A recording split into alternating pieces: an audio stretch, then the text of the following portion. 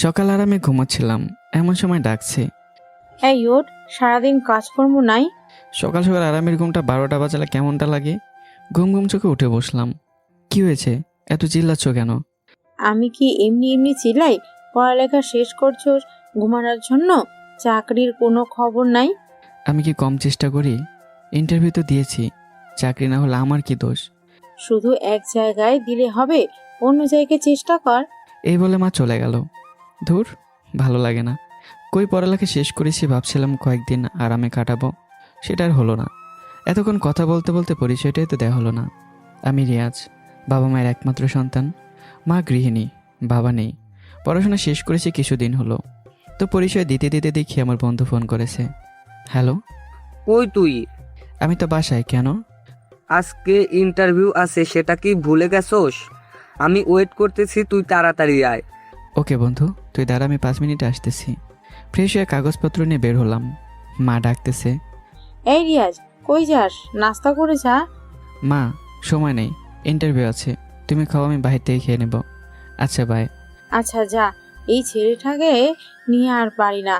ঘর থেকে বের হয়ে মামার দোকানের সামনে গিয়ে দেখি সোহান দাঁড়িয়ে আছে। তার কাছে গেলাম। তুই না বলেছিলি 5 মিনিটে আসবি, এত লেট করলি কেন? সরি বন্ধু, ঘুম থেকে উঠতে একটু লেট হয়ে গেছে। আচ্ছা ঠিক আছে, চল। তো দুই বন্ধু একসাথে গেলাম ইন্টারভিউ দিতে। সেখানে গিয়ে দেখি আমাদের মতো আর অনেকে আসছে ইন্টারভিউ দেওয়ার জন্য। এক এক করে ইন্টারভিউ দিয়ে আসছে। এবার আমার পালা। পিয়ন আমাকে ডাক দিল ভেতরে যাওয়ার জন্য। ভালোই ভালো ইন্টারভিউ শেষ হলো। আমরা অফিস থেকে বের হয়ে আসতেছি। দোস্ত, এবার ভালোই ভালো চাকরিটা হয়ে গেলে ভালো হয়। আমি বলতেছি, আরে চিন্তা করিস না, দেখবি চাকরি হয়ে যাবে। দেখা যাক কি হয়। আমরা হাঁটতেছিলাম, সামনে দেখি একটা মেয়ে হাতে ব্যাগ নিয়ে দাঁড়িয়ে আছে। মনে হয় কিছু খুঁজতেছে। আমরা সামনে গিয়ে জিজ্ঞাসা করলাম, হাই, এখানে দাঁড়িয়ে আছেন কেন, কোনো সমস্যা? মেয়েটা কিছু বলল না, শুধু এদিক ওদিক দেখতেছে। আমি আবারও বললাম, কোনো সমস্যা হলে আমাকে বলতে পারেন। আপনি কি কিছু খুঁজতেছেন? আমার বয়ফ্রেন্ড আসবে। মেয়েটার গলা বেশ ঠান্ডা, কিন্তু চোখ মুখে বিরক্তি, যেন কারো জন্য অপেক্ষা করতে করতে বিরক্ত হয়ে গেছে। সোহান আমার কানে কানে বলল, দোস্ত, দাঁড়িয়ে থাকিস না, চলো যাই। আমি একটু দোনমনা করলাম। আরে মেয়েটাকে অসহায় লাগছে না? আমি আবারও মুখ বাড়িয়ে বললাম, আপনি চাইলে ফোন করতে পারেন, কারো নাম্বার লাগলে আমাদের ফোনে ট্রাই করতে পারেন। মেয়েটা এবার সরাসরি তাকালো আমার দিকে, চোখ জোড়া বেশ গভীর মায়া মাখানো। ধন্যবাদ, আমার ফোনে চার্জ নেই। আপনি কি একটু ফোনটা দিতে পারবেন? আমি ফোন এগিয়ে দিলাম। মেয়েটা নাম্বার ডায়াল করলো। দেখলাম বেশ কয়েকবার কল করে ওকে কল ধরছে না। শেষে হতাশে ফোনটা ফেরত দিল। মনে হয় আজ আর আসবে না। মেয়েটার গলায় কষ্ট, কিছুটা অপমানও। আপনি কোথায় থাকেন? আমরা যদি হেল্প করতে পারি কিছু। সে একটু ইতস্তত বোধ করে বলল, আমি আজ সকালে ঢাকা এসেছি। এক আত্মীয়ের বাসায় যাওয়ার কথা ছিল, কিন্তু এখন ওই আত্মীয়ের ফোন বন্ধ। আর ওই বয়ফ্রেন্ড নামের লোকটাও আসছে না। আমি আর সোহান চোখাচোখি করলাম। আপনি চাইলে আমাদের সাথে যেতে পারেন, আপনি যদি নিরাপদ বোধ করেন। আমার বাসায় মা আছেন। অচেনা শহরে একটা মেয়ে, অ্যাটলিস্ট কিছুক্ষণ বিশ্রাম তো নিতে পারবেন। মেয়েটা একবার আমার দিকে তাকালো, তারপর ক্লান্তভাবে মাথা নাড়ল। আমরা তিনজন একসাথে রওনা দিলাম। আমার বাসায় পৌঁছাতে দেরি হলো না। মা একটু অবাক হলো আমার পাশে মেয়েটাকে দেখে। তোর সাথে এই মেয়েটা কে? মা, ও অনেক দূর থেকে এসেছে এখানে, ওর থাকার মতো কোনো জায়গা নেই। ও মা, তোমার নাম কি? জি, আমার নাম আরিবা। মা, শুধু পরিচয় কি নেবে? আগে বাড়ির ভেতরে চলো, তারপর কথা বলতে পারবে। ওহো হ্যাঁ, আসো মা, ভিতরে আসো। মা, আমাকে তো কখনো ভেতরে আসতে বলোনি এভাবে। তোকেও বলতে হবে, যা ঘরে যা। যাচ্ছি যাচ্ছি। আসো মা, ভিতরে আসো। ভেতরে গিয়ে মেয়েটাকে সোফায় বসালেন মা। আমি পাশে বসে পড়লাম। মা শান্ত গলায় বললেন, এবার বলো মা, আসলে কি হয়েছিল? আরিরা কাপা কণ্ঠে বলল, আসলে আন্টি, আমি একজন ছেলেকে ভালোবাসি। বাড়ির সবাই আমার জন্য অন্য কোথাও বিয়ে ঠিক করেছে। আমি ওকে ফোন করে বলেছিলাম আমার বিয়ে ঠিক হয়ে গেছে, কিছু একটা করো। সে বলল পালিয়ে ঢাকায় চলে আসতে। আমি তাই বাড়ি থেকে পালিয়ে চলে আসি। কিন্তু এরপর? আমার ফোনে চার্জ ছিল না, তাই যোগাযোগ করতে পারছিলাম না। যখন উনি আমাকে দেখে সাহায্য করলেন, আমি তখন একদম অসহায়। আমার বয়ফ্রেন্ডের ফোনেও অনেকবার কল করেছি, কিন্তু সে ধরছে না। আমি বুঝতে পারছি না কি করব। এই শহরে আমার কেউ নেই। মা কিছুক্ষণ চুপ থাকলেন, তারপর বললেন, ঠিক আছে মা, তুমি যতদিন ইচ্ছা আমাদের বাসায় থাকতে পারো। আরিবা মাথা নিচু করে নরম স্বরে বলল। ধন্যবাদ আন্টি। সে শান্তভাবে বসেছিল, চোখে মুখে ক্লান্তি আর অদ্ভুত এক কষ্ট। আমি বারবার তাকিয়ে যাচ্ছিলাম। অজান্তেই মনে হচ্ছিল এই মেয়েটার পাশে কেউ থাকাটা দরকার, হয়তো আমি। কিছুক্ষণ পর আরিবা বলল, অচেনা জায়গায় এভাবে থাকা ঠিক হবে না। কিন্তু আপনি যাবেন কোথায়? আত্মীয়ের বাসা খুঁজে বের করতাম। এই শহরে খুঁজে বের করা অত সহজ না, আর এই শহরটা খুব একটা নিরাপদও না। কেন?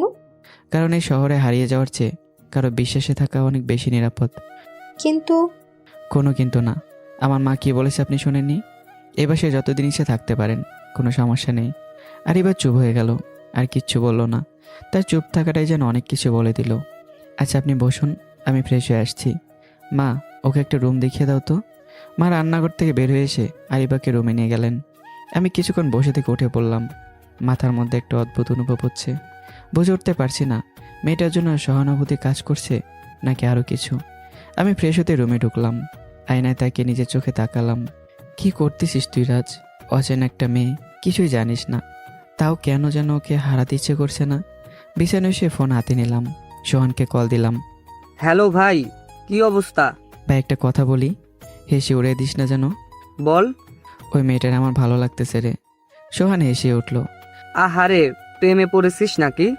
বুঝতেছি না রে, কিন্তু ওর চোখে যে কষ্ট দেখলাম, মনের অজান্তেই মনে হলো আমি যদি পাশে থাকতে পারতাম।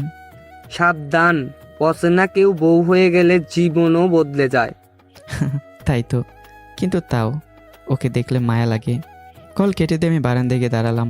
বিকেল হয়ে এসেছে, হালকা বাতাস বইছে। মনে হলো এই নরম হাওয়ার মধ্যে একটা শান্তি আছে। হঠাৎ পেছন থেকে মা ডাক দিলেন, রিয়াজ, এসো, খেতে এসো। আমি ডাইনিং টেবিলে গিয়ে বসতেই দেখি আরিবা চুপচাপ বসে আছে, মাথা নিচু করে।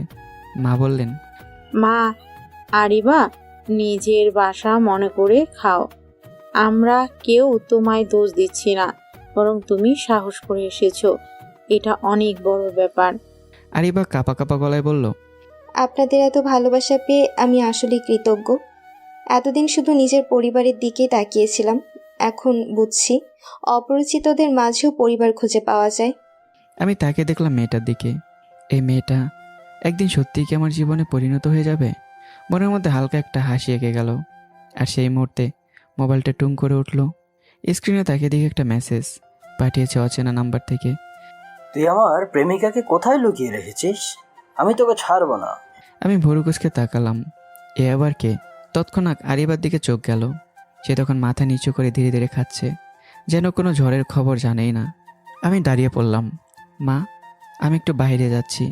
এই সন্ধ্যাবেলা বাইরে কেন? একটু কাজ আছে, আসছি পরে।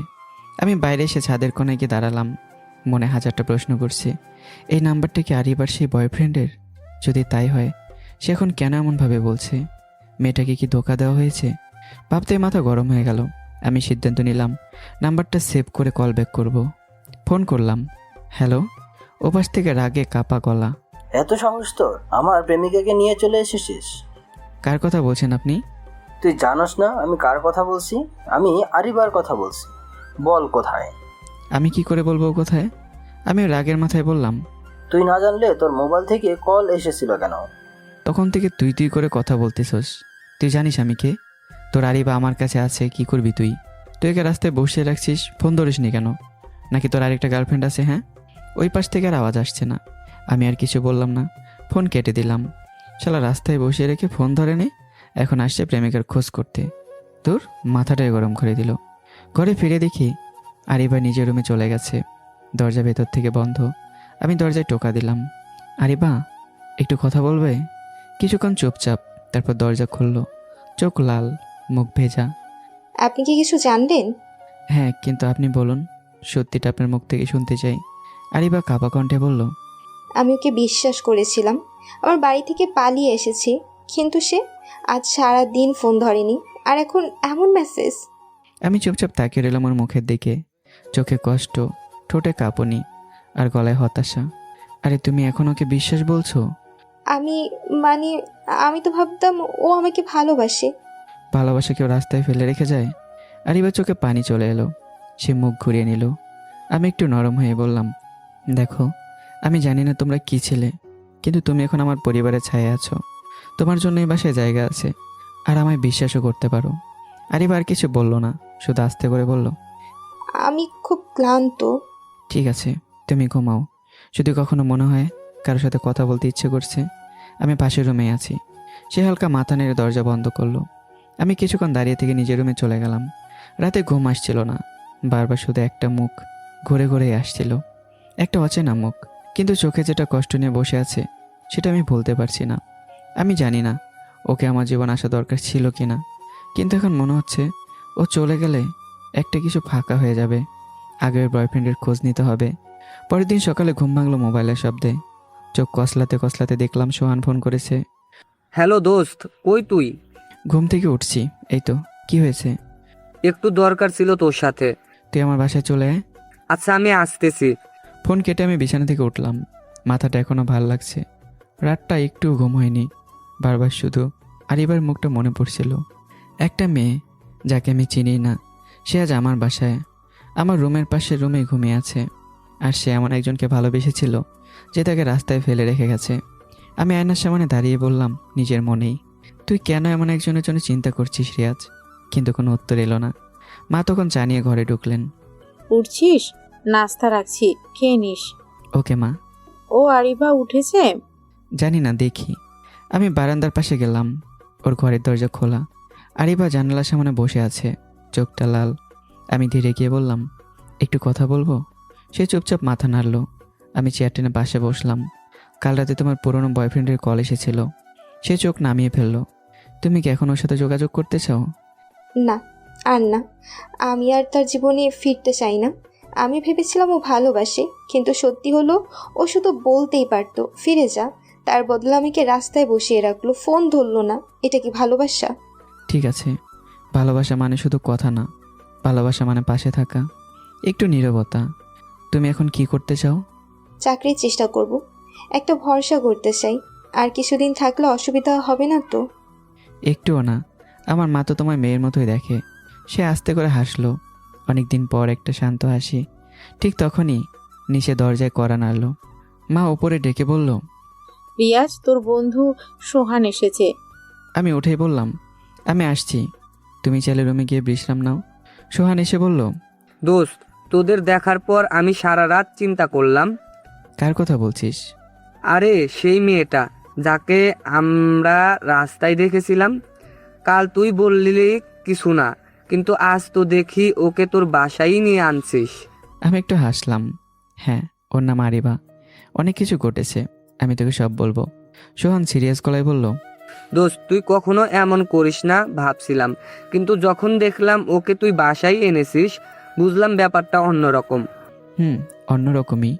একটা মেয়ের জীবনটাই পাল্টে যাচ্ছে সামনে, আর আমি শুধু চেষ্টা করছি পাশে দাঁড়াতে। ঠিক তখনই ফোনটা বেজে উঠলো। এবার সেই একই অচেনা নাম্বার। ফোনটা বেজেই যাচ্ছে। সোহান আমার দিকে তাকিয়ে বলল, ওই ছেলেটা বুঝি? হ্যাঁ, নিশ্চিতভাবে। আমি ফোনটা ধরলাম। হ্যালো। ওপাশ থেকে কণ্ঠটা আগের মতোই, গোলাটের আগে ভরা। তোকে বলছিলাম আরিবার খোঁজে ফিরিয়ে দিতে, তুই কথা শুনলি না কেন? আমি ঠান্ডা গলায় বললাম, আরিবা এখন নিজের ইচ্ছায় আমার বাসায় আছে। তুই কি জানিস ওর ফোন তুই ধরিসনি? ও রাস্তায় একাই বসেছিল। ও আমার প্রেমিকা, তুই মাঝখানে পড়ার কে? আর তুই কি প্রেমিকের নামে কলঙ্ক? প্রেম করে কি ওরকম আচরণ করে? তুই বেশি দিন লুকিয়ে রাখতে পারবি না। আরিবার পরিবারও এখনো ওকে খুঁজতেছে। সময় থাকতে বল ফিরে যাক, নাইলে বিপদ হবে। আমি থেমে গেলাম। কিছুক্ষণ চুপ থেকে বললাম, শোন, তুই যাকে ভয় দেখাচ্ছিস সে এখন আর একা না। আমি তাকে রাস্তায় কাঁদতে দেখেছি। এখন আর কাঁদতে দেব না। চাও তো লোক পাঠাও, ঠিকানা দিই, দেখি কে কার সামনে দাঁড়ায়। ফোনটা কেটে দিলাম রেগেই। সোহান একটু অবাক হয়ে বলল, দোস্ত, এ তো সিরিয়াস। আর এবার চোখের পানি আমি নিজে দেখেছি। এখন ওকে কাঁদাতে চাইলে আমার বুকের উপর দিয়ে যেতে হবে। ঠিক তখনই উপরে মা এসে বলল, রিয়াজ, একটু আয় তো, আরিবা কাঁদছে। আমি ছুটে ঘরের দিকে গেলাম। রুমে ঢুকে দেখি আরিবা খাটে বসে কাঁদছে, চোখ টকটকে লাল। কাপা গলায় বলল, আমার বাসা থেকে ফোন আসছে, তারা বলছে আমাকে তারা খুঁজে পাচ্ছে না, পুলিশে দিবে বলেছে। আমি কি করব এখন? আরিবার চোখে তখনও কান্নার জল। আমি তার দিকে তাকিয়ে শুধু বললাম, ভয় পেও না, আমি আছি। সে কাপা কণ্ঠে বলল, কিন্তু আপনি কতদিন আমার জন্য এসব সহ্য করবেন? যতদিন না তুমি বোঝো তুমি একা নও। সে আমার চোখের দিকে তাকিয়ে রইল। চোখে সে অদ্ভুত ভরসা। আর আমার মনে হলো এই বিশ্বাসটাই এখন থেকে আমার দায়িত্ব। অন্যদিকে আরিবার পরিবারের অবস্থা কেমন জেনে নেওয়া যাক। আরিবা পালিয়ে যাওয়ার পর তাদের ঘর ছিল একেবারে নিস্তব্ধ। মা বারবার আরিবার ফোনে কল দিলেও কোনো সাড়া পাননি। ফোনটি বন্ধ থাকায় যোগাযোগ করা সম্ভব হচ্ছিল না। আরিবার বাবাও বারবার ফোন দিয়ে যাচ্ছে, ফোন বন্ধ। তার মা কাঁদতে কাঁদতে আরিবার বাবাকে বললেন, যে করে হোক আমার মেয়েকে খুঁজে এনে দাও। বাবা বারান্দায় দাঁড়িয়ে বারবার ফোন দিয়ে যাচ্ছে, কিন্তু প্রতিবারই ফোন বন্ধ দেখাচ্ছে। আরিবার মা কান্না করছে আর বলছে, মারে, কখন আমাদের ছেড়ে চলে গেলি? আমাদের কথা একবারও ভাবলি না? কোথায় খুঁজবো তোকে? চুপ করো তুমি, এখন কান্না করে কি লাভ? মেয়ে কি ফিরে আসবে? যখন পালিয়ে যাচ্ছিল তখন আটকাতে পারোনি? আমি কি করব? আমি কি জানতাম নাকি যে মেয়ে এভাবে পালিয়ে যাবে? সে আমাকে বন্ধুদের সাথে ঘুরতে যাওয়ার কথা বলে বেরিয়ে গেছে। মাথায় হাজারটা চিন্তা নিয়ে বসে আছেন ফারুক আহমেদ। কীভাবে তার মেয়েকে খুঁজবে? যার সাথে বিয়ে হওয়ার কথা ছিল, তাদের পরিবারকে এখন কি বলবে? এদিকে শাহানা বেগম মেয়ের জন্য কান্না করছে। ফারুক আহমেদ মাথায় হাত দিয়ে চুপচাপ বসে আছেন। চোখের সামনে শুধু ভাসছে তার মেয়ের মুখ, আর বারবার কানে বাজছে পাড়ার লোকজনের ফিসফাস কথা। ফারুক সাহেবের মেয়ে পালিয়ে গেছে, কার সাথে যেন সম্পর্ক ছিল। তিনি ঠোঁট কামড়ে ধরে রাখেন নিজেকে। চিৎকার করতে ইচ্ছে করে, কিন্তু মুখ বন্ধ রাখতে হয়। সমাজে তো আর কথার জবাব গলায় তুলে বলা যায় না। ফারুক আহমেদ বেরিয়ে গেলেন মেয়েকে খুঁজতে। আরিবার বান্ধবীদেরকে আরিবার কথা বললেন। তারা কেউ বলতে পারেনি যে আরিবা কোথায়। ফারুক আহমেদ বাসায় চলে আসলেন। শাহানা বেগম কাঁদতে কাঁদতে বললেন, ফারুক, তুমি একটা খবর আনতে পারো না? মেয়েটা কোথায় গেছে, ঠিক কি হয়েছে, কিছু তো বলো। ফারুক আহমেদ গম্ভীর কণ্ঠে বললেন, হয়েছে, এবার কান্না বন্ধ করো। যেভাবে হোক মেয়েকে খুঁজে বের করতে হবে। তাকে ফোন দিয়েছি, বন্ধ। রাস্তাঘাটে খোঁজ নিয়েছি, কেউ কিছু বলতে পারছে না। যে ছেলের সাথে তার বিয়ে ঠিক হয়েছিল তার পরিবারকে আমি কি বলবো? মা হঠাৎ ভেঙে পড়ল। আমার মেয়ে কি এমন কিছু করেছে যে তুমি ওকে এত চাপে ফেললে? তুমি কি কখনো বোঝার চেষ্টা করেছিলে ও আসলে কেমন আছে? ফারুক আহমেদ বিরক্তভাবে বললেন, ও আমার মেয়ে, কিন্তু একটা সম্মানহানির কাজ করে গেছে। এই সমাজে কিভাবে মুখ দেখাবো? সাইনা, চাকরি বাকরি আত্মীয় পরিচিত কেউ রেহাই দেবে না? শাহানা বেগম আর কিছু বললেন না। চোখের জলে ভেজে ওড়না দিয়ে মুখ ঢেকে শুধু কাঁদতে থাকেন। এদিকে আরিবা আমার মুখের দিকে তাকিয়ে আছে আর মনে মনে ভাবছে, চিনি না জানি না অচেনা একটা মেয়েকে এতটা বিশ্বাস করেছে। তার মতো ভালো মানুষ আর হয় না। কি ভাবছো? না কিছু না। তুমি যদি চাও আমি পাশে থাকবো। তোমার এই পথ চলায় যতটুকু পারি সাহায্য করব। হুম। তখনই নিচ থেকে আমার মা ডেকে উঠলেন, বাবা, নাস্তা টেবিলে রেখে দিচ্ছি, মেয়েটাকেও ডেকে আনিস। চলো, মা ডেকেছে। আরিবা উঠে দাঁড়ালো। সে এখনো কাঁপছে, চোখ লাল, কিন্তু ভেতরে একটা শক্তি যেন জন্ম নিচ্ছে। নিজেকে শান্ত করে বলল, আমি শুরু করতে চাই নতুনভাবে। নিজের জীবনের দায়িত্ব এবার নিজেকেই নিতে হবে। আমি আর আরিবা তখন ডাইনিং টেবিলে বসে নাস্তা করছি। আমার মা যেন আগের তুলনায় আরও মমতাময়ী চোখে তাকিয়ে আছেন আরিবার দিকে। তবু একটা চাপা টেনশন যেন ঘরের বাতাসে লুকিয়ে আছে। আমি মুখে কিছু না বললেও বুঝতে পারছি আরিবার কাপা হাতে চা ধরার ভঙ্গিমা তার ভেতরে অস্থিরতায় বলে দিচ্ছে এই অস্থায়ী আশ্রয়টাও যেন তার কাছে চিরস্থায়ী মনে হচ্ছে না। খাওয়ার পর আরিবা ধীরে ধীরে বারান্দায় এসে দাঁড়ালো। নিচে পাড়া ছোট্ট বাগানে শিশুরা খেলছে, আর তার চোখের সামনে ভেসে উঠছে ফেলে আসা পরিবার। হঠাৎ পেছন থেকে আমি বললাম, সব ঠিক আছে? আরিবা ধীরেই বলল, আমার পরিবার এখন কি অবস্থায় আছে ভাবলে বুকের মধ্যে কেমন লাগে। তারা আমাকে খুঁজছে, হয়তো হয়তো বদনামের ভয়, হয়তো চিন্তা। আমি একটু না হাসি দিয়ে বললাম, চলো আজ আমরা ওদের খবর নেওয়ার চেষ্টা করি। তুমি নিজেই ফোন করো, সাহস করে বলো তুমি ঠিক আছো। আরিবার চোখে ভয়। আমার ফোন তো বন্ধ, কিভাবে করব? আমার ফোন থেকে করো, নাম্বার বলো। আরিবা কিছুক্ষণ চুপ করে থাকলো, তারপর ধীরে আমার ফোন হাতে নিয়ে নাম্বার দিল। আমি ডায়াল করলাম, কলিং হচ্ছে। আরিবার মুখ মুহূর্তে বিবর্ণ হয়ে গেল। তুমি পাশে থাকবে? আমি এখানেই আছি। কল রিসিভ হতে ওপাশ থেকে বেশি এলো ফারুক আহমেদের রুক্ষ কাপা কণ্ঠ।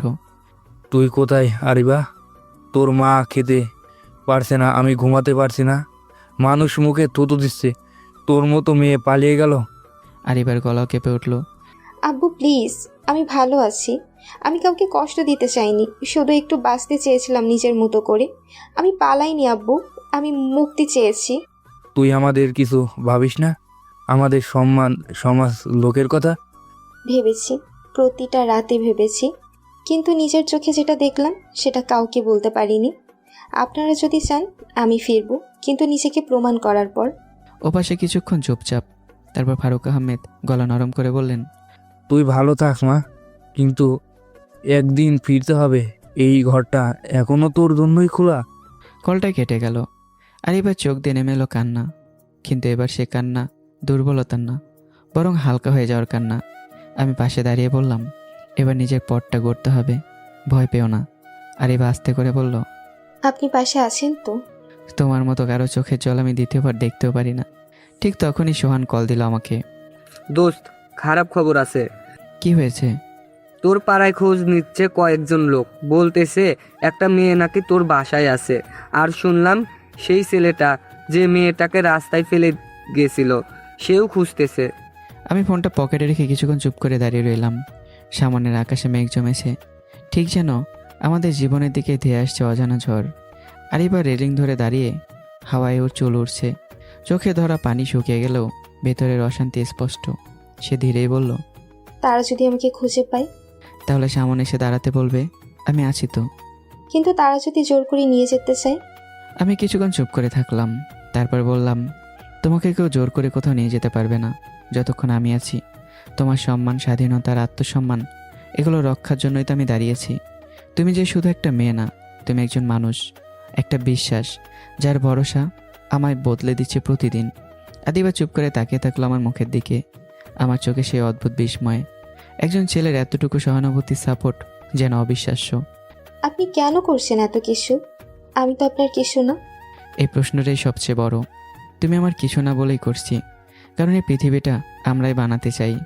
সেখানে অপরিচিত মানে অসহায় না, সেখানে একজন মেয়ে শুধু চোখের জল নিয়ে জীবন কাটাবে না। আর এবার চোখে বা সত্যি ভিজে উঠল। সে কিছু বলতে গিয়েও থেমে গেল। এই নীরবতায় হয়তো তার মনের হাজারটা কথার চেয়ে বেশি কিছু বলে দিচ্ছে। ঠিক তখনই নিচ থেকে মা আবারও ডাক দিলেন, বাবা, একটু নিচে আয় তো, বাসার সামনে এক লোক খোঁজ করতেছে। আমি আর কিছু না বলে নিচে গেলাম। আর এবার বুক ধুকপুক করতে লাগলো। কে এলো? বাবা, এক লোক বাসার সামনে দাঁড়িয়ে মেয়েটার কথা জিজ্ঞেস করতেছে। আমি নিচে নামতে নামতেই মোবাইল বের করলাম, এক হাত পকেটে, চোখে চাপা টেনশন। দরজা খুলে দেখলাম এক মধ্যবয়স্ক লোক রাস্তায় দাঁড়িয়ে, আর তার পাশে আরও দুজন যুবক। লোকটি চোখে সানগ্লাস, পেছনে কালো গাড়ি দাঁড়িয়ে, চেহারার ধৈর্য থাকলেও চোখে সন্দেহের আগুন। আপনি কি রিয়াজ? জি বলুন। একটা মেয়ে সম্পর্কে জানতে এসেছে, তার নাম আরিবা। সে কি আপনার বাসায় আছে? আপনি কে? আমি আরিবার মামা, ফারুক সাহেবের বড় ভাই। ওনার মেয়েটা পালিয়ে গেছে, তাই খুঁজতেছি। আমি চোখ সরু করে তাকালাম। লোকটার কথায় কিছু একটা গলদ আছে, অথচ চেহারায় আত্মবিশ্বাস। আপনার আইডি দেখাতে পারেন? তুমি পুলিশ নাকি যে আমার আইডি চাইতেছো? না, কিন্তু যাকে আমি সুরক্ষা দিচ্ছি তার ব্যাপারে কাউকে কিছু বলার আগে নিশ্চিত হতে চাই। ভাই সাহেব, এটা ঢাকার রাস্তা না যে ইচ্ছে করলে কাউকে নিয়ে যেতে পারবেন। ও যদি চায় নিজে আপনাদের সাথে যোগাযোগ করবে। লোকটা মুখ শক্ত করে বলল, বেশি চালাক হওয়ার দরকার নেই। আমরা জানি মেয়েটা এখানে আছে, আর আমি এসেছি সমঝোতা করতে। তোমার মতো একটা ছেলের বাসায় ও থাকছে, এটা তো সমাজ মানে না। আমার মুখ চোখ রাগে শক্ত হয়ে গেল। সমাজ কাকে বলে ভাই? যে একজন মেয়েকে রাস্তায় ফেলে রেখে চলে যায়, তার পাশে দাঁড়ানো কি সমাজ? আর যে না চিনেও পাশে দাঁড়ায়, সে সমাজ বিরোধী। লোকটা এবার মুখটা খারাপ করতে যাচ্ছিল, ঠিক তখনই পেছন থেকে একজন মেয়ে বলল, আপনাদের কথা শেষ হলে আমি একটু কথা বলতে চাই। সবার দৃষ্টি ঘুরে গেল, দেখে তারা থমকে গেল। আরিবা দাঁড়িয়ে আছে, ওর চোখে ভয় নেই, ভয়ের আত্মবিশ্বাস যুদ্ধ শেষে, আর চোখে শুধু আত্মবিশ্বাসী। আমি পালাইনি, আমি বেঁচে থাকার পথ খুঁজেছি। আপনারা যদি আমাকে নিতে আসেন তাহলে সোজা বলেন, আপনারা কি আমাকে ভালোবেসে নিতে চান, নাকি সমাজের লোকজনের মুখ বন্ধ করতে? লোকটা চুপ, আরিবার গলা কেঁপে উঠল। যে ছেলেটা আমাকে ভালোবাসার নামে রাস্তায় ফেলে দিয়েছিল, সে এখন ফোনে হুমকি দেয়, আর আপনি এসেছেন তাকে ফেরত পাঠাতে। তুমি কি বলতে চাও? আমি বলতে চাই, আমি ফিরবো, কিন্তু কারো দয়ার পাত্র হয়ে নয়, নিজেকে প্রমাণ করে ফিরবো, নিজের সম্মান নিয়ে মাথা উঁচু করে। লোকটা দাঁতে দাঁত চেপে বলল, তুমি ভাবছো এই ছেলেটা সব সামলাতে পারবে? সমাজ, চাপ, মামলা, বদনাম সব। আমি সামনে গিয়ে দাঁড়ালাম। সব সামলাতে পারবো না জানি, কিন্তু ওর চোখের জল, সম্মান, বিশ্বাস এসব রক্ষা করার জন্য আমি যে কোনো আগুনে পা রাখতেও রাজি। ওকে কেউ জোর করে নিতে চাইলে আমার বুকের উপর দিয়ে নিয়ে যেতে হবে। লোকটা তাকিয়ে থাকলো কিছুক্ষণ, তারপর সোজা গাড়িতে উঠে চলে গেল। একটা নিঃশব্দ বিজয় বয়ে গেল বাড়িটায়। আর এবার চোখের জল টলমল করলেও সে আর ভাঙছে না। শুধু আমি বললাম, সবাই ভাবে তুমি পালিয়ে এসেছো, কিন্তু আমি জানি তুমি ফিরে এসেছো নিজের কাছে। আর এবার চোখে পানি টলমল করছিল, কিন্তু সে আর ভেঙে পড়েনি, বরং চোখে ছিল এক অদ্ভুত আলো, যেটা জন্মায় একবারই, যখন কেউ বুঝে যায় পৃথিবী হারালেও একটা মানুষ পাশে দাঁড়িয়ে আছে।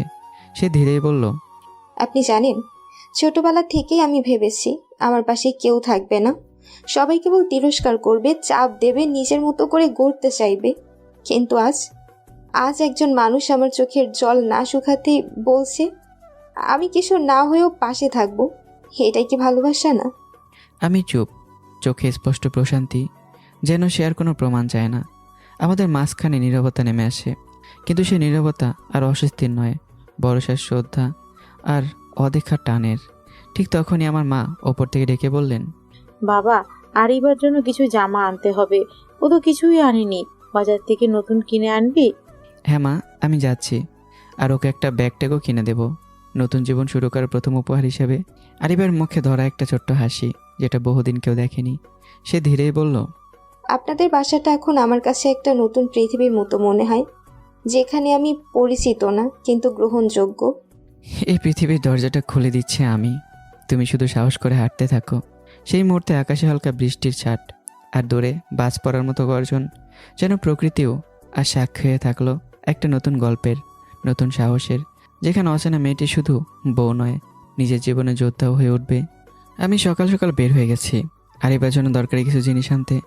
আরিবা একা ঘরে বসে জানালার পাশে তাকিয়েছিল। বাইরে বাতাস বয়ে যাচ্ছে, চারপাশে এক অদ্ভুত নীরবতা, কিন্তু আজ তার বুকের ভেতরটা এমন করে কাঁপছে না। আজ তার ভেতর জন্ম নিচ্ছে নতুন একটা শক্তি। এই প্রথম কোথাও যেন একটু প্রশান্তি। এই বাসাটা তার নিজের না, এই মানুষগুলো তার আপন কেউ না, তবুও যে ভালোবাসার সম্মান সে পাচ্ছে, তার রক্তের সম্পর্ককেও হার মানায়। ঠিক তখনই দরজায় টোকা। আমার মা ঘরে ঢুকে আসলেন। মা, একা একা আছো কেন? চলো একটু নাস্তা করে ফেলো, তোমার শরীর ভালো রাখা জরুরি। আরিবা আস্তে করে দাঁড়ালো। নিচে নেমে আসার সময় কলিং বেল বাজার শব্দ হলো। আমার মা দরজা খুলে দেখলো আমি চলে এসেছি, হাতে বাজারের ব্যাগ, আর আমার চেহারা একলাশ ক্লান্তি। সোজা এসে ব্যাগটা আমার মায়ের হাতে দিয়ে রুমে চলে গেলাম, আর আরিবাকে রুমে ডাকলাম। আরিবা রুমে এসে দেখলো আমার হাতে কাপড়ের ব্যাগ। তোমার জন্য একটা নতুন জামা এনেছি, আর এটা ছোট্ট একটা ডায়েরি। আরিবা ব্যাগ থেকে ডায়েরি বের করলো, পাতলা মলাটের ছোট্ট খাতা, নতুন কাগজের ঘ্রাণে মনটা অদ্ভুত শান্ত লাগলো। আপনি সব কেন করছেন? আর এবার প্রশ্নটা একেবারে সরল, কারণ তুমি ভালো থাকার অধিকার রাখো, আর আমি শুধু চাই তুমি নিজেকে নতুন করে গড়ো। এই ডায়েরিটা দিয়ে শুরু করো, যা বলতে পারো না সেটা লিখে ফেলো। এটা কাগজ না, তোমার নতুন যাত্রার সঙ্গী। আর এবার চোখ নামিয়ে ফেললো, চোখে হালকা জলরেখা, কিন্তু মুখে এক ধরনের স্থিরতা।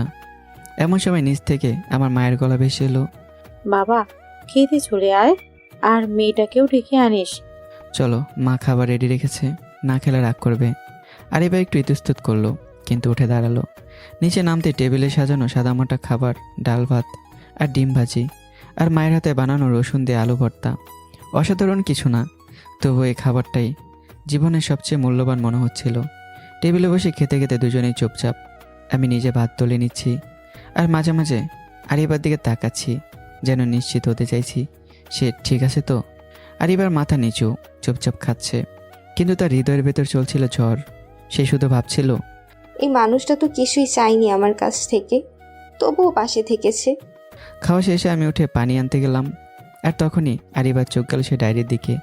সে ধীরে ধীরে সেটা খুললো। প্রথম পাতায় আমার হাতে লেখা মাত্র একটা লাইন, তোমাদের গল্পটা একদিন কারোর সাহস হয়ে দাঁড়াবে। আরিবার চোখে পানি চলে এলো, কিন্তু সেই কান্নায় কোনো দুর্বলতা ছিল না, ছিল আত্মবিশ্বাস, ছিল প্রতিজ্ঞা। সে জানতো আজ থেকে শুরু তার নতুন পথ চলা, আর এই পথ চলায় সে নিজেই হবে নিজের আশ্রয়ে। এই সময় মোবাইলটা বেজে উঠল। আরিবার চোখ বড় বড় হয়ে গেল। আব্বু কলিং। সে থমকে গেল, মনে হচ্ছিল গলা শুকিয়ে গেছে, বুকের ভেতর থেকে শব্দ বেরোচ্ছে না। আমি তার পাশে এসে দাঁড়ালাম। চাও তো রিসিভ করো, সত্যি বলো, এখন না বললে একদিন আফসোস করবে। আরিবার ধীরেই ফোনটা রিসিভ করলো, হাত কাঁপছিল, কণ্ঠ। হ্যালো। ও পাশে কয়েক সেকেন্ড নিঃশব্দ, তারপর পরিচিত সেই গলা, কিন্তু এবার একটু স্তব্ধ, একটু ভাঙা। তুই কেমন আছিস মা? আরিবার চোখ ছলছল করে উঠল। কিছু না বলেও চোখে যেন জবাব ছিল। ওপাশ থেকে আবারও, আমরা জানি তুই ভুল করিসনি।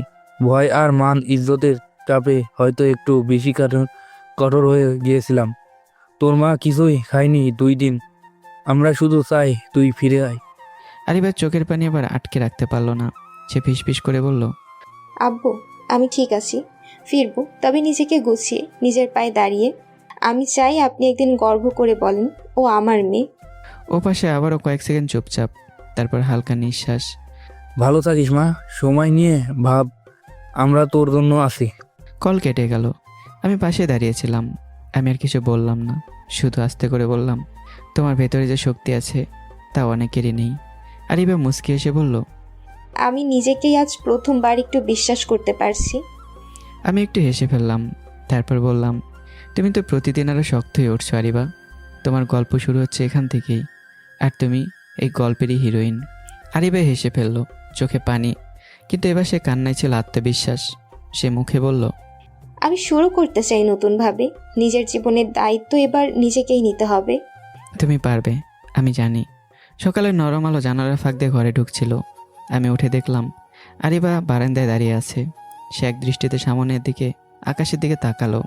হালকা বাতাসের চুলগুলো উঠছে।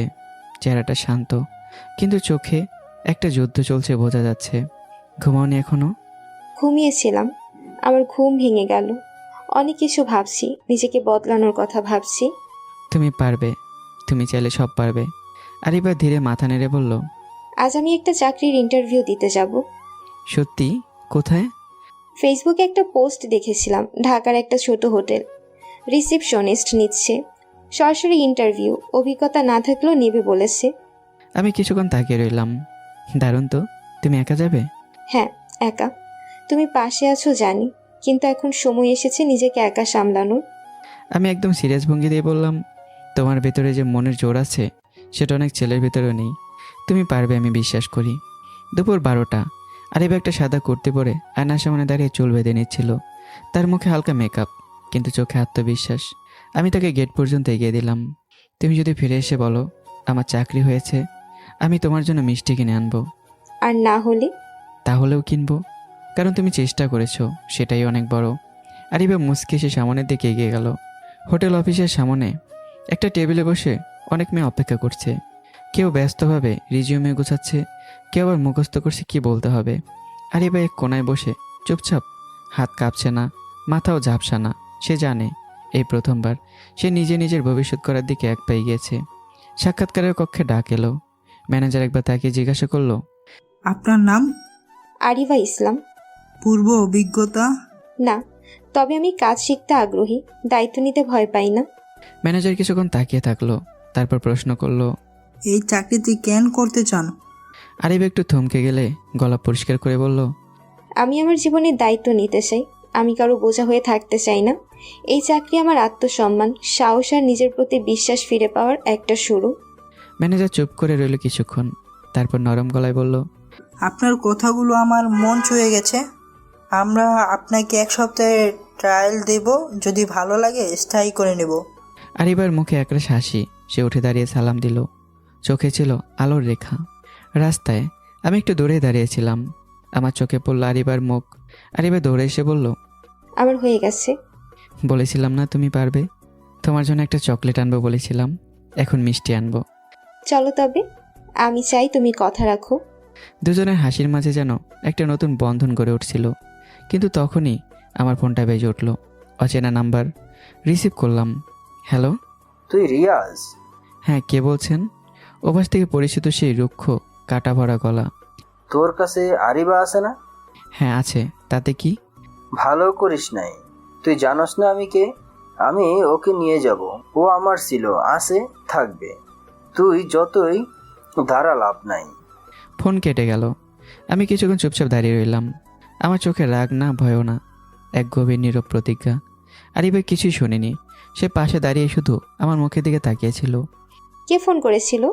আমি একবার তাকিয়ে থাকলাম, তারপর ঠান্ডা গলায় বললাম, একজন পুরনো ভুল মানুষ। আমার কথা বলেছে? হ্যাঁ, সে বলেছে আবার তোমাকে নিয়ে যাবে। সে এখনো ভাবে তুমি তার সম্পত্তি। তুমি মানুষের মতো মানুষ হলে এমন বলতেও পারতো না। আরিবার মুখ শক্ত হয়ে গেল। চোখে জল চলে আসলো, কিন্তু সে চাইলেও এবার আর কাঁদলো না। আমি ওর সাথে সবকিছু শেষ করে দিয়েছি। যে মানুষটা আমার কান্না বোঝেনি, যে আমাকে রাস্তায় বসিয়ে চলে গেছে, সে আমাকে ফিরে পাওয়ার অধিকার রাখে না। আমি তার পাশে দাঁড়িয়ে বললাম, সে এখন শুধু তোমাকে না, তোমার সাহসকে ভয় পাচ্ছে। তুমি নিজের পায়ে দাঁড়ানোর চেষ্টা করছো, আর সেটা তার ইগো সহ্য করতে পারছে না। আরিবা নিচু গলায় বলল, তুমি পাশে থেকো রিয়াজ। আমি ভয় পাই না, কিন্তু একা লড়তে গেলে মনটা দুর্বল হয়ে যায়। আমি আছি, সবসময় থাকবো, কিন্তু মনে রেখো, এই যুদ্ধের সবচেয়ে বড় সৈনিক তুমি নিজেই। আরিবা তখন একটু এগিয়ে গিয়ে রাস্তার একপাশে দাঁড়ালো। সন্ধ্যার আলো পড়ছে তার মুখে, একটা হালকা বাতাস বইছে। সে চোখ বন্ধ করে বলল, আমি নতুন জীবন চাই, নিজের পরিচয় বাঁচতে চাই রিয়াজ। আমি কারো দয়া বা সহানুভূতির উপর নির্ভর করে বাঁচতে চাই না। এবং তুমি একদিন ঠিক সেই জায়গায় পৌঁছাবে ইনশাল্লাহ। দুজনে একসাথে হাঁটতে শুরু করলাম। হঠাৎ করেই যেন মনে হচ্ছিল দুজনের পথটা শুধু সমান্তরাল না, একদিন হয়তো এই পথ একসাথে গন্তব্যে পৌঁছাবে। দূরে কোথাও আজানে ধ্বনি শোনা যাচ্ছিল। আমি শুধু ভাবছিলাম, একটা অচেনা মেয়েকে জীবন দিয়ে চিনে ফেললাম, এটা কি নিয়তি? সকালের আকাশটা মেঘলা, যেন প্রকৃতি নিজে কিছু একটা বুঝে গেছে। ঘরের জানালার পাশে বসে আরিবা আয়নায় নিজেকে দেখছে। চোখে হালকা কাজল, ঠোঁটে এক ফোঁটা লিপ বাম, আর মন ভরা সাহস। আজ তার জীবনের নতুন শুরু, প্রথম চাকরির প্রথম দিন। আমি বারান্দা থেকে ডাক দিলাম, চলো নাস্তা রেডি, খালি পেটে বের হবে না। আরিবা ধীরে ধীরে বসলো টেবিলে, মুখে কিছু না বললেও চোখে একটা অদ্ভুত দৃষ্টিভঙ্গি, যেন ভেতরে একটা শক্তি তৈরি হয়েছে। টেনশন লাগছে? কিন্তু ভয় না, নিজেকে বিশ্বাস করছি আজ। তোমার বিশ্বাসটাই যেন সাহস পেয়ে গেছে আমার ভেতরে। নিজেকে নিয়ে গর্ব করো আরিবা, তুমি শুধু একটা গল্প না, তুমি একটা অনুপ্রেরণা। নাস্তা শেষে আমি ওকে নামিয়ে দিতে বের হলাম। রাস্তার মোড়ে দাঁড়িয়ে থাকা সেই সাদা গেটওয়ালা হোটেলেই তার প্রথম কর্মস্থল। ভালো থেকো, ভয় পেও না। কেউ কটু কথা বললে মুখ উঁচু করে তাকাবে, তুমি কারো নিচে না। থ্যাংক ইউ পাশে থাকার জন্য। ঠিক তখন আমার ফোনটা বেজে উঠল। আবার সে অচেনা নাম্বার, আবার সেই পরিচিত কর্কশ কণ্ঠ। তুই কি নিজেকে হিরো ভাবিস? একটা মেয়ে যাকে আমি ফেলে দিয়েছি তাকে নিয়ে নতুন করে গল্প লিখতে আসছিস? ভুল করছিস রিয়াজ। ওকে ফিরিয়ে দে, সময় থাকতেই দে, নইলে এমনভাবে হারাবি নিজেরও চিনতে পারবি না। তুই ভুল করছিস। একজন মেয়েকে অবহেলা করে, অপমান করে তারপর তাকে দখল করার অধিকার আর কারো থাকে না। তুই যেটা করছিস সেটা ভালোবাসা না, এটা অসুস্থ দখলদারিতা। আমি ফোন কেটে দিলাম। আর এবার কিছু বুঝে ওঠার আগেই, চলো তোমার হোটেলে পৌঁছে দিই, দিনটা ভালো যাবে আমি জানি। বিকেল 5টা, হোটেলের গেটের বাইরে দাঁড়িয়ে আছি। আরিবা বেরিয়ে এলো, ক্লান্ত মুখ, তবে চোখে এক ধরনের তৃপ্তি। কেমন গেল প্রথম দিন? চমৎকার, সবাই ভদ্র, কাজটা শিখছি। আমার ম্যানেজার বলেছে আমি যদি মন দিয়ে কাজ করি প্রমোশন পেতে সময় লাগবে না। আমি চোখে গর্ব নিয়ে তাকালাম। তুমি পারছো আরিবা, আমি জানতাম তোমার ভেতরে মেয়েটা অনেক শক্তিশালী। আমরা হাঁটতে লাগলাম, কিন্তু হঠাৎ পিছন থেকে একটা বাইক এসে ব্রেক করলো। একজন ছেলে নামলো, মুখে হাফ হেলমেট, চোখে ঘৃণা, ঠোঁটে ব্যঙ্গ। সে আরিবার দিকে তাকিয়ে বলল, চল, তোকে নিতে এসেছি। যা খেলার দরকার ছিল তাও শেষ, এখন তোকে ফেরত নিতে এসেছি। আরিবা এক পা পিছিয়ে আমার পাশে দাঁড়ালো, কিন্তু ভয় পাইনি। এবার সে দৃঢ় আর শক্ত। তুই আমার জীবনের সেই অধ্যায় ছিলি যেটা আমি পৃষ্ঠা ছিঁড়ে ফেলেছি। আমি কারো মাল না, কারো অধিকার না। আমি একজন মানুষ, আমার ইচ্ছা আছে, সম্মান আছে। তুই ভাবছিস তোর এই লোকটা তোর রক্ষা করতে হবে? দেখিস কেমন ভাঙ্গি সব। এই শহর ছোট, আমাকে চিনিস না এখনো। আমি সামনে এগিয়ে গেলাম। একটা মেয়ে না বলেছে আর তুই শুনতে পাচ্ছিস না? তুই যা বলছিস, তোর জন্য পুলিশ কেস করলেও ভুল হবে না। চেষ্টা কর, দেখা যাক কে যেতে। ঠিক তখনই পাশ দিয়ে একটা পুলিশের পেট্রোল গাড়ি চলে গেল। সাহেব এক মুহূর্ত তাকিয়ে রইল, তারপর বাইক উঠল, চলে গেল। কিন্তু চোখে ছিল হুমকির স্পষ্ট ছাপ। আরিবা কাঁপছিল, কিন্তু এবার ভয় থেকে না, রাগ আর অপমান থেকে। সে বলল, আমি আর পেছনে তাকাবো না রিয়াজ। আমি জানি আমি কে, আর এই যুদ্ধে আমি জিতবো, নিজের জন্য, নিজের সম্মানের জন্য। আমি পাশে আছি, যখন তুমি হাসবে তখনও, আর যখন কাঁদবে তখনও। তবে শেষ হাসিটা তোমার মুখে থাকুক। দুজনে চুপচাপ হাঁটতে থাকি সন্ধ্যার আলোয়। আকাশে এক ফালি চাঁদ, আর মনের আকাশে এক নতুন সূর্যোদয়ের প্রতীক্ষা। সন্ধ্যা নেমে এসেছে, আকাশে হালকা অন্ধকার আর মনের আকাশে হালকা আতঙ্ক। কিন্তু আমি আর আরিবা দুজনে চুপচাপ হাঁটছি, চুপচাপ, কিন্তু ভেতরে এক একটা যুদ্ধ চলছে। তুমি ঠিক আছো? আরিবা একটু দম নিয়ে বলল, ভয় পাইনি, শুধু ভাবছি সাইফ এভাবে ফিরে এলো কেন? সব তো শেষ হয়ে গিয়েছিল। অনেক সময় কিছু মানুষ হারিয়ে যাওয়ার পরই বোঝে তারা কি হারিয়েছে, তখন তারা সেটা ফেরত পেতে চায়, কোনো সম্মান থাক বা না থাক। আরিবা হালকা হেসে বলল, কিন্তু আমি তো হারাইনি, আমি ফিরে পেয়েছি নিজেকে, সাহসকে, আর তোমাকে। আমি কিছু বললাম না, শুধু তার দিকে তাকিয়ে মাথা নাড়লাম। ঠিক তখনই নিচ থেকে আমার মা ডেকে উঠলেন। বাবা, মেয়েটা কি ঠিক আছে? একটু এসে দেখ তো, ওর মুখ কেমন লাল লাগছে। আমি আর আরিবা দুজন একটু চমকে উঠলাম, তারপর নিচে নেমে এলাম। আমার মা ফারজানা আপা কৌতূহল চোখে আরিবার মুখের দিকে তাকিয়ে বললেন, বুঝলাম চাকরির প্রথম দিন, কিন্তু এভাবে ক্লান্ত হয়ে ফিরলে চলবে? আরিবা মাথা নিচু করে বলল, না আন্টি, মানে মা ঠিক আছে, একটু ভয় পেয়েছিলাম, রাস্তায় এক লোক।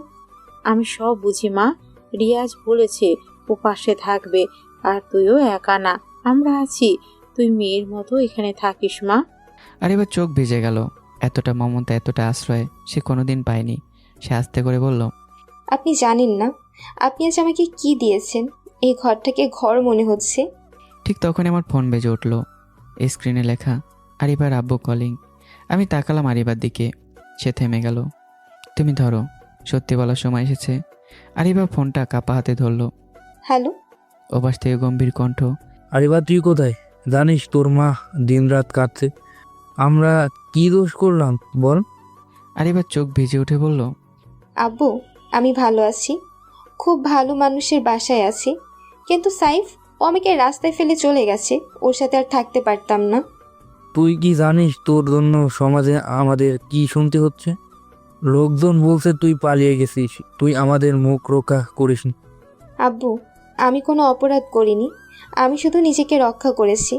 আমি যদি ফিরি নিজের সম্মান নিয়েই ফিরবো। আমরা তোর ফেরার অপেক্ষায় আছি মা, কিন্তু প্লিজ নিজেকে আর এই ছেলের খাঁচায় বন্দি করিস না। ফোন রেখে আরিবা চুপ করে দাঁড়িয়ে থাকলো। কি বললেন তোমার আব্বু? তিনি বললেন, তারা আমার ফেরার অপেক্ষায় আছে, কিন্তু সমাজের চোখে আমি নাকি পাপী। তুমি পাপি না, তুমি সাহসী। তারা সেটা একদিন বুঝবে, আর বুঝতে দেরি হলে তাও সমস্যা নেই। তুমি নিজে নিজের মর্যাদা করছো। আরিবা হালকা হাসলো। তুমি পাশে না থাকলে আমি হয়তো এতদূর আসতেই পারতাম না। এই পথ একা না আরিবা, তুমি হাঁটছো, আমি পাশে ছায়ার মতো থাকছি। দুজন একসাথে ছাদে দাঁড়ালাম। আকাশে তারা, আর মনের আকাশে আশা। রাতে নিস্তবতা চারপাশে গুমুট করে রেখেছে শহরকে। ছাদের ধারে দাঁড়িয়ে আমি আর আরিবা চুপচাপ বসে আছি। চাঁদের মৃদু আলো আমাদের মুখে ছড়িয়ে পড়েছে। আরিবার চোখে এখন সে অদ্ভুত দৃষ্টি, যেখানে কাদার চাপ মিশে আছে সাহসের আলোর সঙ্গে। সে বলে, রিয়াজ, ছোটবেলায় আমি ভাবতাম বিয়ে মানেই রাজকন্যা হওয়ার গল্প, কিন্তু আজ বুঝলাম আসল রাজকন্যা হওয়ার মানে হলো নিজের জন্য লড়াই করা, নিজের জীবনের প্রতিটি দিন নিজেই শিখে যাওয়া। আরিবা, তুমি আমার জীবনের সবচেয়ে সাহসী রাজকন্যা। আমি তোমার পাশে আছি যতদূর যাওয়া দরকার। আরিবা আমার দিকে তাকিয়ে বলল, তুমি আমার জীবনের সবচেয়ে বড় শক্তি। তোমার পাশে থেকে আমি যতই কঠিন পরিস্থিতি আসুক সেটার মোকাবেলা করতে পারবো। হঠাৎ নিচ থেকে মা ফারজানা আপা ডাক দিলেন। রিয়াজ, নাস্তা নিয়ে এসেছি, নিচে আসো। আরিবাকেও ডেকো। চলো একসাথে নেমে যাই। নিচে নামার পথে আমার ফোন বেজে উঠল। স্ক্রিনে লেখা সাইফ কলিং। আমি ফোন ধরলাম আর বললাম, হ্যাঁ বল। সাইফের কণ্ঠ ছিল ঠান্ডা কিন্তু ভীষণ হুমকিস্বর। তুই ভাবছিস যে আমি সহজে হারিয়ে যাব? ওকে সারা সুযোগ তোকে কখনোই দেব না। তোর জীবন আমি ধ্বংস করব, তোর গর্ব চুরমার করে দেব। তুমি ভুল করছো। আমি এই লড়াই করছি ওর জন্য, তার সম্মানের জন্য। আর আমি কখনো ভয় পাবো না। কল কেটে আমি আরিবার দিকে তাকালাম। আরিবা বলল, আমার ভেতরে একটা নতুন শক্তি জাগছে, কারণ তুমি আছো আমার পাশে, আর এটা আমার জন্য সবচেয়ে বড় আশ্বাস। আমি প্রতিজ্ঞা করছি তোমার সম্মান রক্ষা করব, আর কখনো তোমাকে একা থাকতে দেব না। সেদিন সন্ধ্যার আকাশে ধীরে ধীরে নেমে এলো রাত। আমরা হাঁটছিলাম একসাথে, দুজনের মনে নতুন এক আশার আলো জ্বলছে। এরই মাঝে শহরের অন্য প্রান্তে আরিবার পুরনো বন্ধুদের মধ্যে গুঞ্জন শুরু হয়। কেউ কেউ আমার সাহস নিয়ে প্রশংসা করে, কেউ কেউ ভয়ের সুরে বলে, সাইফ তো শক্ত লোক, এমন লড়াই সহজ হবে না। আরিবা জানতো এগুলো সবই পরীক্ষা, কিন্তু তার মনে ভরসা, কারণ সে জানে সে একা নয়, আমিও সাথে আছি। সেদিন রাতের শেষ দিকে আমি আর আরিবা দুজনেই ঠিক করলাম, সামনে যতই ঝড় উঠুক আমরা একসাথে মোকাবেলা করব। কারণ সত্যিকারের সাহস মানেই ভয়কে অতিক্রম করা, আর ভালোবাসা মানে একেবারে হাতে হাত রেখে পথ চলা। দরজায় ঘন্টা বেজে উঠতেই আমি আর আরিবার মনে এক অজানা উত্তেজনা জমে উঠল। দুজন একসাথে দরজা খুললাম। সামনে দাঁড়িয়েছিল সাইব, চোখে আগুন আর ঠোঁটে ব্যঙ্গ। সে যেন বলছিল, আমি থামবো না, এই যুদ্ধ শেষ হবে না। আমার চোখে একদম ঠান্ডা আগুন জ্বলে উঠল। আমি এক ধাক্কায় সাইফের সামনে এসে দাঁড়ালাম। তুই বুঝতে পারছিস না, একজন মেয়ের সম্মান ভাঙলে আমি ওর পাশে দাঁড়াবো, আর তুই এটা বদলাতে পারবি না। সাইফ কিছু বলতে পারলো না, কেবল চোখে এক অজানা ক্ষোভ নিয়ে দাঁড়িয়ে থাকলো। আর এবার চোখেও ঝড় উঠল। সে বলল, তুই আমার জীবনের সেই দুঃস্বপ্ন ছিলিস যেটা আমি কখনো ফিরে দেখতে চাইনি, কিন্তু এখন আমি জানি আমার নিজের ইচ্ছা, আমার সম্মান, এরা কেউ তোকে ছুতে দেবে না। সাইফ তার হাফ হেলমেট ঠিক করে বলল, তুই ভাবিস শুধু কথায় পালিয়ে যাবে, দেখিস তোকে কি শাস্তি দেব। আর এবার ধীরে ধীরে আমার পাশে দাঁড়ালো, তার কণ্ঠস্বরে ভর করে আত্মবিশ্বাস। আমার জীবন আমার নিয়ন্ত্রণে, আর আমি আমার সম্মানের জন্য লড়াই করব। তুই আমার জন্য শুধুই অতীত। আমি সাইফের দিকে তাকিয়ে তীক্ষ্ণ দৃষ্টিতে বললাম, এখন পুলিশ তোমার উপর নজর রাখছে, আরও হয়তো তুমি ভুল করলে বিচার পাবে, আর আমি তোমাকে ছাড়বো না। সাইফ একটু পিছিয়ে গেল, তারপর বাইকে উঠে দ্রুত চলে গেল। কিন্তু সে জানতো এটি তাদের যুদ্ধের শুরু মাত্র। রাতের অন্ধকারে দুজনে হাত ধরে হাঁটছিলাম, আর এবার চোখে আগের মতো ভয় নেই, বরং একটা দৃঢ়তা জেগেছে। সে বলল, এই যুদ্ধে তোমার পাশে থাকতে পারাটা আমার সবচেয়ে বড় আশ্বাস। আমি আর পিছিয়ে যাচ্ছি না। আমি তার হাত শক্ত করে চেপে ধরে বললাম, যখনই তুমি দুঃখ পাবে, হাসবে, কাঁদবে, আমি তোমার পাশে আছি। আর এই যুদ্ধের শেষ হাসিটা তোমার সুখেরই হবে। আমরা দুজন মিলেমিশে চলতে থাকলাম। সন্ধ্যায় মেঘলা আকাশের দিকে আমাদের ভবিষ্যতের জন্য নতুন স্বপ্ন জেগে উঠল, যেখানে থাকবে সম্মান, ভালোবাসা আর নতুন জীবনের সূচনা। সন্ধ্যার হালকা আলোয় বারান্দায় বসে থাকা আরিবার চোখ যেন হারিয়ে গেছে দূরের অন্ধকারে। তার জীবনের প্রতিটা অধ্যায় এক এক করে চোখের সামনে ভেসে উঠছে। কিছু তিক্ত অভিজ্ঞতা, কিছু অপমান, আর অপার শক্তি অর্জনের সংগ্রাম। আমি এসে পাশে বসতে আরিবা মুখ ফিরে তাকায় না, কিন্তু তার চোখের কোণ থেকে গড়িয়ে পড়া নীরব অশ্রুগুলো বলে দিচ্ছে সে আজও কষ্টে আছে, তবুও একবার উচ্চারণ করে না কিছু। আরিবা, ভয় পেও না, আমি যতদিন বাঁচবো ততদিন তুমিও নিরাপদ থাকবে। তুমি জানো রিয়াজ, আমি কখনো ভাবিনি আমার জীবনের গল্প এমন হবে, যেখানে ভালোবাসা হবে বিষ আর নিরাপত্তা পাবে একজন অচেনার কাছ থেকে। তুমি হয়তো অচেনা ভেবেছিলে, কিন্তু আমি তো তোমায় চেনার আগে অনুভব করেছিলাম। তোমার সেই চোখে যখন কাটা জলের মতো ব্যথা দেখেছি, তখনই বুঝেছি তুমি অনেক কিছু হারিয়েছো। আর এবার চোখ ভিজে আসে। আমি যদি না পালাতাম তাহলে হয়তো আজ আমার নিজের কোনো সম্মান থাকতো না। সাইফ আমাকে মানুষের মতো দেখেনি, খেলনা ভেবেছিল। আর আজ যখন আমি নিজেকে গড়তে চাই, তখন সে আবার সামনে আসছে। আমি ভয় পাই, আবার সব ভেঙে যাবে না তো? আমি এবার ওর হাতটা নিজের হাতে নেই। ভাঙ্গার ভয় যার থাকে সে কখনো গড়ে উঠতে পারে না। তুমি একবার হারিয়ে গিয়েছিলে, ঠিক আছে, কিন্তু এখন তুমি যুদ্ধের ময়দানে নেমেছো। ভয় পেও না, আমি তোমার সাথে আছি, কোনো পুরুষের পাশে থেকে নয়, একজন বন্ধু, একজন ভরসা হয়ে। ঠিক তখনই ফোনটা বেজে উঠল, অচেনা নাম্বার। আমি ফোন ধরলাম, ওপাশ থেকে পুলিশের গলা। আপনাদের এলাকাতে একটা মেয়ে পালিয়ে এসেছে বলে অভিযোগ এসেছে, আপনার নামও রিপোর্টে এসেছে।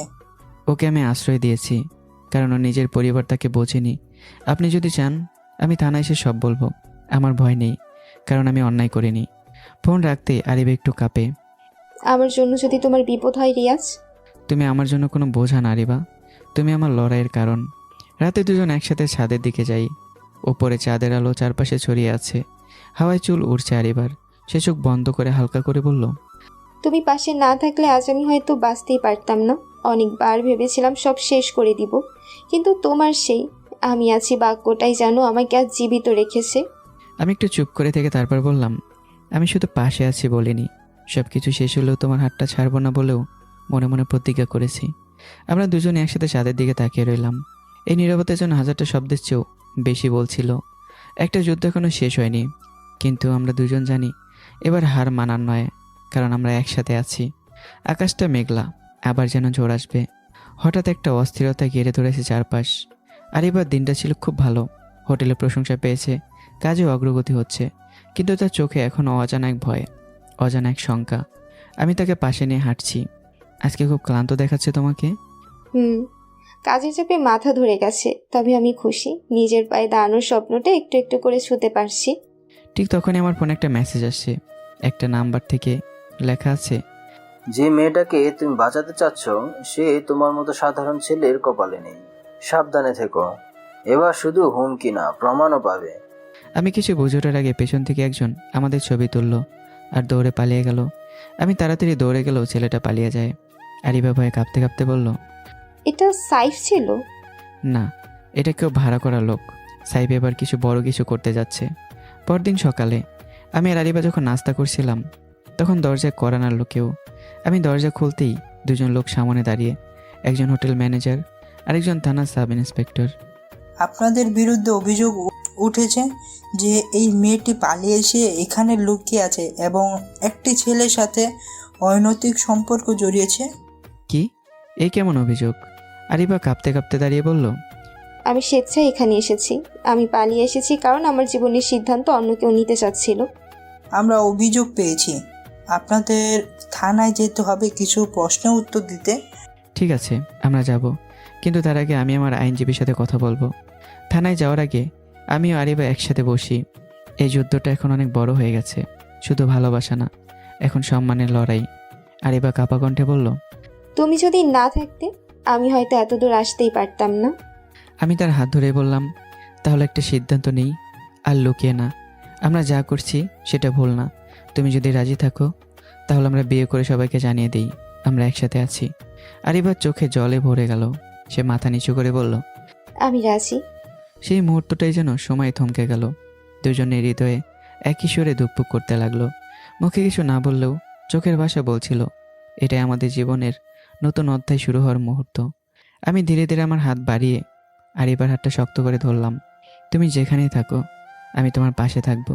জীবন যত কঠিন হোক না কেন একসাথে পার করব। আরিবা আমার হাত থেকে সাহস পেল। ভেতরে ভয়ের অনিশ্চয়তার বদলে এবার জন্ম নিল এক নতুন আত্মবিশ্বাসের আলো। সে বুঝতে পারল এই পথ একাই হাঁটতে হবে না, পাশে একজন আছে যার জন্য সে মূল্যবান। আমাদের সামনে ছিল এক অজানা পথ, যেখানে অনেক বাধা আসবে, কিন্তু আমরা দুজন মিলে সব বাধা পার করে জীবনের নতুন সূচনা করব। আমাদের বিয়ে হবে, আমরা একসাথে একটা পরিবার করব, যেখানে কেবল ভালোবাসার বিশ্বাস থাকবে। আরিবার চোখ আবার জল দিয়ে ভরে উঠল, কিন্তু এবার তা ছিল কান্নার নয়, বরং খুশির। সে জানতো তার জীবনের এই অধ্যায় শুধু তার জন্য নয়, তাদের দুজনের জন্যই এক নতুন শুরু। শুধু দুজন নয়, আমাদের পরিবার একদিন এই বন্ধনকে মেনে নেবে। সময়ের সাথে সবাই বুঝবে, প্রেম আর সম্মান দিয়ে গড়া সম্পর্কই সবচেয়ে শক্তিশালী। রাতের আকাশে আমরা দুজনে একসাথে চাঁদের আলোয় হাঁটতে লাগলাম, নতুন স্বপ্ন আর নতুন আশা নিয়ে। আমাদের জীবনের এই নতুন অধ্যায় শুরু হলো, যেখানে হতাশা বদলে দেবে আশার আলো, আর আমরা দুজন হৃদয় মিলিয়ে লিখব ভালোবাসার গল্প। আমার আর আরিবার বিয়ে শেষ, নতুন জীবনের শুরু। আজ আমাদের ঘর আলোয় ভরে উঠেছে ভালোবাসার রং দিয়ে। আমাদের মুখে নতুন স্বপ্ন, নতুন আশা, আর এক একটা মুহূর্তে এক একটা হাসি। তবে জীবনের এই নতুন পথ কখনোই সহজ নয়। আমি জানতাম আরিবা একা নয়, অনেক বাধা আসবে আমাদের মাঝে, কিন্তু আমি সিদ্ধান্ত নিয়েছি আরিবার হাত ধরে যত কঠিন হোক লড়েই যাব। সকাল থেকে শুরু হলো নতুন দিনের কাজ। আরিবা রান্নাঘরে, আমি বাগানে কাজ করছি। আমরা একে অন্যের ছোট ছোট ভালোবাসা নিদর্শনে মুগ্ধ। ছোট্ট হাসি, চোখের কোনো কথা, একটু একটু করে গড়তে শুরু হলো এক জীবনের গল্প। সকালবেলা আমি ফোন পেলাম। সাইব, পুরনো প্রেমিক, যিনি এখনও আমার জীবনের হুমকি হয়ে আছে। সাইব বলল, তুই যেখানেই থাকিস না কেন আমি তোকে ছেড়ে যাব না, বুঝে নি, ফিরে আসো। আমি একটু কষ্ট পেলাম। আমি জানি আরিবার জন্য এই যুদ্ধে জয়লাভ করতে হবে। আমি নিজের অজান্তেই বললাম, আমার আর কোনো দুশ্মন নেই, আমার একটাই যুদ্ধ, আরিবার জন্য। আরিবা শুনলো কথাটা, মনটা গর্বে ভরে গেল। সে জানলো তার পাশে এমন একজন আছে যে শুধু প্রেমিক নয়, সত্যিকারের রক্ষাকর্তাও। দিন শেষে আমরা একসাথে বসে গল্প করলাম, নিজেদের ভবিষ্যৎ নিয়ে স্বপ্ন বুনলাম। আমরা একসাথে পারবো আরিবা, এই জীবনটা আমাদেরই। আরিবা মাথা নেড়ে বলল, আমিও বিশ্বাস করি তুমি আছো তো, আমি ভয় পাই না। আরিবার চোখে আজ আর অন্ধকার নেই, সেই চোখে এখন শুধু আশা, শক্তি আর ভালোবাসার আলো। আমাদের পথ এখন নতুন করে শুরু, যেখানে আমরা দুজন একসাথে সব বাধা পেরিয়ে যাব। সন্ধ্যার আলোয় আমরা দুজন একসাথে হাঁটছি, মনের ভিতরে আশা আর স্বপ্নের গান গাইছে। যেখানে সে ভালোবাসা, সেখানে বাধা কিছুই নেই। সাইফের অবিরাম হুমকি আর বাধা শেষ পর্যন্ত একদিন থামাতেই হলো। আমি আর আরিবা আমাদের জীবনের সবচেয়ে বড় লড়াইটাই দিয়েছিলাম একসাথে। এবার প্রমাণ হলো সত্যিকারের ভালোবাসার একতা কতটা শক্তিশালী। একদিন পুলিশ সাহেবের বিরুদ্ধে অভিযোগ গ্রহণ করে এবং তাকে আইনের আওতায় আনা হয়। সাহেব বুঝতে পারে আর আরিবার জীবনে কোনো জায়গা নেই। সে নিজে থেকেই চলে যায়। আর আরিবা আর আমি শান্তির নিঃশ্বাস নেই। আরিবা এখন মুক্ত, মুক্ত মানসিকতা, মুক্ত জীবন। আমার পাশে থেকে সে নিজেকে পুনরায় গড়ে তোলে, জীবনের নতুন স্বপ্ন আঁকে। আমাদের ছোট্ট একটা বাড়ি, যেখানে আসি ভালোবাসার বিশ্বাসের রাজত্ব, যেখানে আর কারো ভয় নেই, কারো হুমকি নেই। একদিন সন্ধ্যায় আমি আর আরিবা বাগানের বেঞ্চে বসে হাতে হাত ধরে বললাম, তুমি আমার জীবনের সবচেয়ে বড় উপহার। তুমি ছাড়া আমি একদম কিছুই না। আমরা জানতাম জীবনের পথ যতই কঠিন হোক, একসাথে থাকলেই সব ঠিক হয়ে যাবে। এই সম্পর্কের মধ্যেই আমাদের পরম শান্তি, পরম সুখ। গল্প শেষ হলেও আমাদের জীবন চলবে আরও অনেক নতুন অধ্যায় নিয়ে, যেখানে ভালোবাসা, বিশ্বাস আর সাহসী হবে পদপ্রদর্শক। আলোর মিছিলে অন্ধকার ছেড়ে আমরা একসাথে এগিয়ে যাব। নতুন জিনিস শুরু হবে, নতুন স্বপ্নের সাথে। তো বন্ধুরা, এই দুষ্টু মিষ্টি গল্পটি কেমন লাগলো আপনাদের কাছে? একটু ছোট হয়েছে গল্পটি, তো আশা করি সবার ভালোই লেগেছে। আর ভালো লাগলে অবশ্যই একটা কমেন্ট করবেন। দেখা হবে আবারও নতুন কোনো গল্পে। সবাই ভালো থাকবে, সুস্থ থাকবে। টাটা।